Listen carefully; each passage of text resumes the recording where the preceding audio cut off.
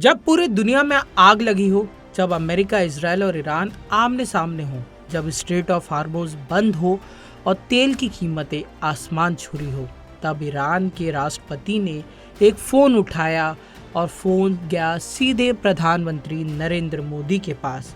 ये कोई साधारण फ़ोन कॉल नहीं था।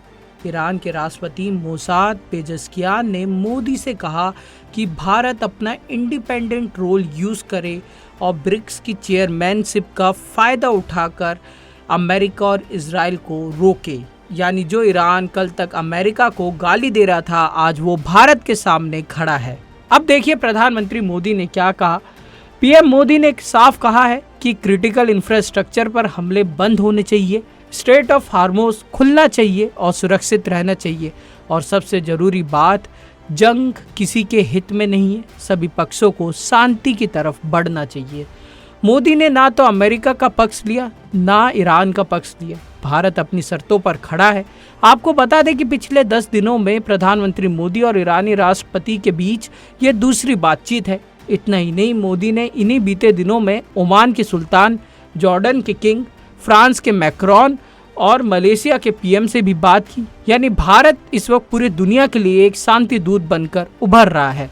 अब जरा ईरान की बात सुनिए। पेजेस्कियान ने कहा कि अमेरिका ने ईरान के मिनाब शहर के एक स्कूल पर हमला किया, जिसमें 168 मासूम बच्चे मारे गए। पड़ोसी देश में बैठे अमेरिका के अड्डों से यह हमला हुआ। ईरान ने यह भी कहा कि उनके सुप्रीम लीडर खमैनी ने हमेशा न्यूक्लियर वेपन्स का विरोध किया है। धार्मिक और प्रशासनिक दोनों तरफ से न्यूक्लियर वेपन बनाने पर रोक लगाई है, लेकिन अमेरिका और इजराइल न्यूक्लियर प्रोग्राम का बहाना बनाकर हमले कर रहा है। और ईरान ने एक बड़ा प्रस्ताव रखा है, वेस्ट एशिया के देशों का एक रीजनल सिक्योरिटी फ्रेमवर्क बनाया जाए बिना किसी विदेशी दखल के। यानी बिना अमेरिका के ये प्रस्ताव सीधे अमेरिका को चुनौती दे सकता है। इस प्रस्ताव में ईरान चाहता है कि भारत की भूमिका हो, लेकिन यह सबसे जरूरी बात समझिए, भारत के लिए ये जंग सिर्फ किसी और की लड़ाई नहीं है। वेस्ट एशिया भारत की एनर्जी का सबसे बड़ा स्रोत है। स्ट्रेट ऑफ हार्मोज बंद रहा तो भारत की इकोनॉमी पर सीधा असर पड़ेगा। तेल महंगा होगा, महंगाई बढ़ेगी, सप्लाई चेन टूटेगी।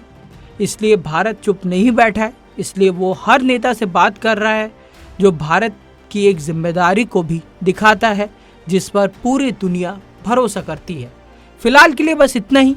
ऐसी खबरों के लिए देखते रहिए India.com।